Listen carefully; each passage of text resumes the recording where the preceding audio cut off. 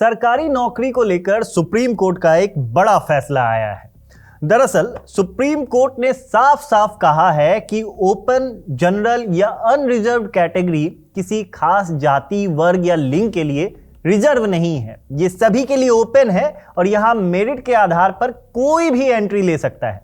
अब तक reserve category के लोगों को अनरिजर्व कैटेगरी का कट ऑफ पार करने के बावजूद उसमें एंट्री नहीं दी जाती थी, क्योंकि कईयों का यह मानना था कि अगर ऐसा हो गया तो रिजर्वेशन कैटेगरी के उम्मीदवारों को डबल फायदा मिल जाएगा। यानी एक तो आरक्षण का फायदा और दूसरा जनरल कैटेगरी के लिए बची हुई सीटों में एंट्री।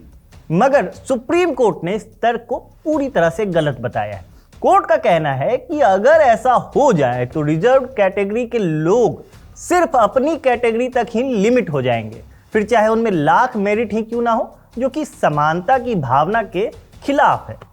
कोर्ट के अनुसार यह सीधे सीधे तौर पर संविधान के आर्टिकल 14 यानी राइट टू इक्वलिटी और आर्टिकल 16 यानी सार्वजनिक नौकरियों में समानता के अधिकार का उल्लंघन होगा। जाहिर है अब इस नियम से रिजर्व कैटेगरी के लोगों को फायदा मिलेगा।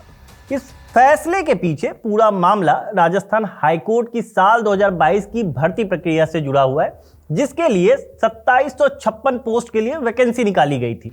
जब मई 2023 में इसका रिजल्ट आया तो एससी, ओबीसी, एमबीसी और ईडब्ल्यूएस का कट ऑफ जनरल से भी ज्यादा निकल आया। कुछ आरक्षित वर्ग के उम्मीदवार जनरल कट ऑफ पार कर गए थे, मगर उन्हें अपनी कैटेगरी का कट ऑफ क्रॉस न करने की वजह से बाहर कर दिया गया। नाराज उम्मीदवारों ने हाईकोर्ट में केस किया। फैसला उम्मीदवारों के पक्ष में आया तो हाईकोर्ट प्रशासन ने सुप्रीम कोर्ट में अपील किया, जिसके बाद अब ये फैसला आया है।